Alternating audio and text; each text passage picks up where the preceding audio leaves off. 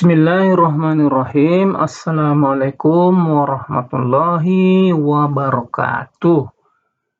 Selamat pagi Indonesia, selamat pagi generasi harapan bangsa, selamat datang di ruang pembelajar, kelasnya orang-orang belajar sepanjang hayat. Terima kasih atas kehadirannya. Mudah-mudahan hari ini lebih baik dari hari-hari kemarin. Dalam waktu kurang lebih 10-15 menit, saya akan memaparkan materi pelajaran pendidikan Pancasila dengan elemen yang pertama, yaitu Pancasila. Sebelum kita memulai, marilah kita berdoa seperti biasanya agar kita semua dalam lindungan Allah Subhanahu wa Ta'ala, Tuhan yang Maha Esa. Semoga pertemuan kita kali ini mendapat ridho, membawa kebaikan dan menambah ilmu pengetahuan. Amin ya Rabbal Alamin. Sebagai pembuka kalimat, saya akan memberikan sedikit kata-kata bijak ya. Pengetahuan sejati adalah mengetahui sejauh mana ketidaktahuan seseorang. Untuk tidak memperpanjang waktu, langsung saja kita masuk kepada slide yang berikutnya, yaitu slide judul kecil.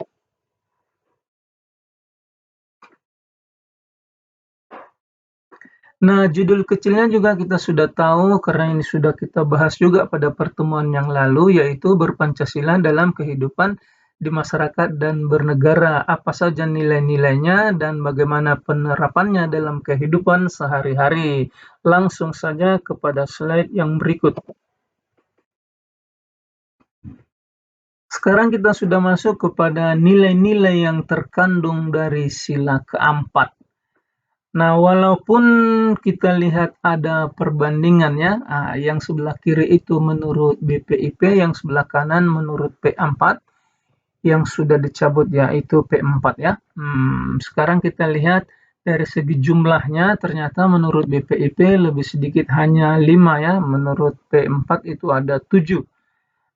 Walaupun dari segi jumlahnya beda, namun dari segi isinya pada hakikatnya sama saja ya. Walaupun rumusannya berbeda, tetapi isinya pada dasarnya sama saja, yaitu mengatur tentang musyawarah untuk mufakat, mengatur tentang akal sehat dalam bermusyawarah ya, serta hikmah kebijaksanaan dalam mengambil suatu keputusan sehingga dapat dipertanggungjawabkan.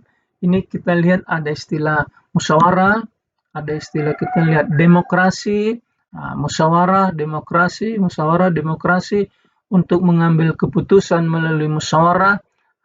Jadi tidak ada diktator mayoritas dan tirani minoritas, tidak ada dominasi mayoritas kepada yang minoritas. Nah, kalau menurut P4 kita lihat di sini mengutamakan kepentingan negara, kemudian tidak memaksakan kehendak. Sekali lagi di sini ada kata musyawarah untuk mengambil keputusan, ya kan, mufakat, musyawarah, keputusan yang dapat dipertanggungjawabkan secara moral ya, kepada Tuhan yang Maha Esa dan lain-lain. Nah, jadi kalau kita lihat dari slide ini bisa kita ambil katakanlah mencerminkan prinsip-prinsip demokrasi Pancasila, yaitu demokrasi yang berlandaskan kepada nilai-nilai kebijaksanaan, nilai-nilai musyawarah, nilai-nilai perwakilan, serta berpijak pada semangat kekeluargaan dan akal sehat serta keadilan sosial. Itu kita ambil kesimpulannya dari nilai-nilai yang terkandung dari sila yang keempat ini. Kita lihat yang pertama, misalnya makna dari nilai ini, yang pertama adalah kedaulatan berada di tangan rakyat. Inilah yang disebut dengan demokrasi tadi ya. Sehingga pengambilan keputusan harus mengakomodasi kepentingan rakyat, bukan kepentingan pribadi atau golongan.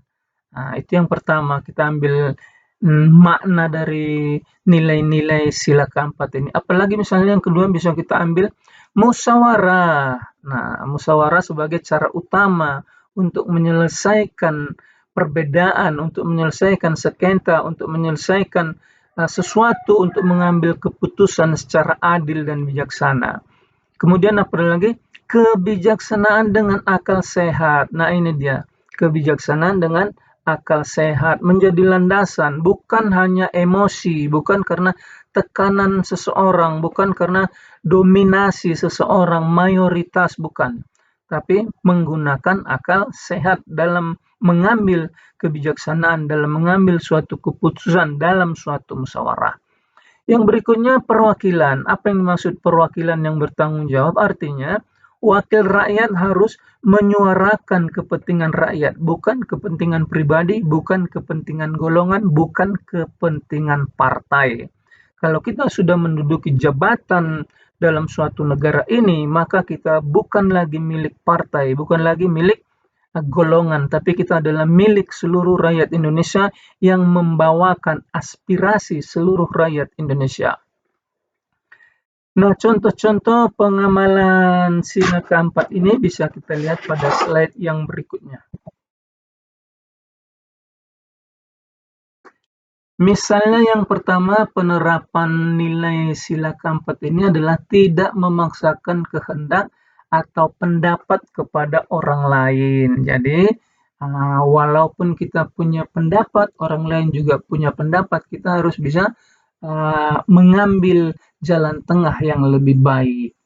Yang kedua misalnya apa? Selalu melakukan musyawarah dalam mengambil suatu keputusan. Apalagi ikut serta menyuarakan aspirasi. Misalnya apa? Memilih pemimpin, baik di tingkat yang paling rendah maupun pada tingkat yang level nasional. Yang keempat apa? Mengutamakan akal sehat dan hati nurani yang luhur. Setiap kali kita bertindak, setiap kali kita musyawarah, setiap kali kita mengambil keputusan harus dengan akal sehat dan hati nurani yang luhur. Baru yang berikutnya terlibat dalam penyelesaian konflik, baik dia konflik nasional maupun konflik internasional umpamanya. Dari kelima ini bisa kita ambil misalnya mengutamakan musyawarah untuk mufakat, itu yang pertama ya, dalam menyelesaikan masalah. Yang kedua apa? Menerima hasil keputusan bersama dengan lapang dada. Yang berikutnya apa misalnya? Menghargai pendapat orang lain dalam musyawarah untuk mencapai mufakat. Yang berikutnya apa? Berpartisipasi dalam proses demokrasi. Jadi kalau sekiranya ada pemilihan-pemilihan dari tingkat lokal atau yang paling kecil saja dari sekolah umpamanya, kita terlibat ya dalam arti yang positif. Yang berikutnya apa? Menjadi pemimpin yang adil dan bijaksana. Yang berikutnya apa? Menghindari sikap egois, fanatik, apalagi anarkis ya. Kita tidak boleh menyebarkan kebencian kepada orang lain. Nah, kesimpulannya adalah pemahaman sila keempat ini menekankan bahwa demokrasi dalam konteks Indonesia harus dijalankan secara bermoral, beradab, dan berdasarkan musyawarah. Rakyat memiliki kedudukan penting dalam mengambil keputusan dengan cara mengedepankan hikmah kebijaksanaan yang dapat dipertanggungjawabkan bersama. Bagaimana contoh penerapan nilai sila keempat ini di sekolah umpamanya ya? Misalnya apa? Yang pertama, memilih ketua kelas atau ketua OSIS umpamanya ya. Kita harus terlibat dalam pemilihan ketua kelas atau ketua OSIS itu secara musyawarah untuk mufakat. Ramai-ramai kita memilih siapa kira-kira calon yang lebih bagus. Apalagi misalnya melakukan diskusi kelompok. Dalam diskusi kelompok kita tidak boleh membeda-bedakan anggota ya. Semua anggota itu sama, kita ambil pendapatnya, mana pendapat yang lebih baik yang satu dengan yang lain. Apalagi misalnya menyelesaikan masalah di kelas jika terjadi perselisihan umpamanya antar sesama kita boleh bermusyawarah. kita dahulukan musyawarah. Apabila kita tidak bisa memutuskannya, baru kita boleh memanggil guru wali kelas untuk bermusyawarah yang lebih besar ya. Tapi dengan hati dan niat yang luhur. Nah, dan masih banyak lagi contoh-contohnya penerapan nilai Pancasila sila keempat ini dalam kelas, dalam sekolah, dalam dunia pendidikan. Nah, saya rasa itu saja uh, pembahasan kita untuk sila keempat ini. Kita langsung saja kepada slide yang berikut. Nah, ternyata sudah slide penutup ya. Demikianlah pemaparan kita kali ini. Terima kasih atas perhatian dan waktu yang telah diluangkan. Mohon maaf kalau ada kesalahan dan semoga bermanfaat pertemuan kita kali ini. Mari kita sama-sama mewujudkan perubahan positif dari apa yang telah kita bahas pada hari ini. Sampai jumpa, tetap semangat dan jaga kesehatan.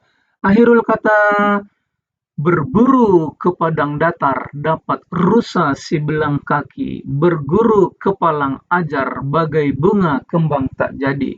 Saya tutup dengan salam. Assalamualaikum warahmatullahi wabarakatuh.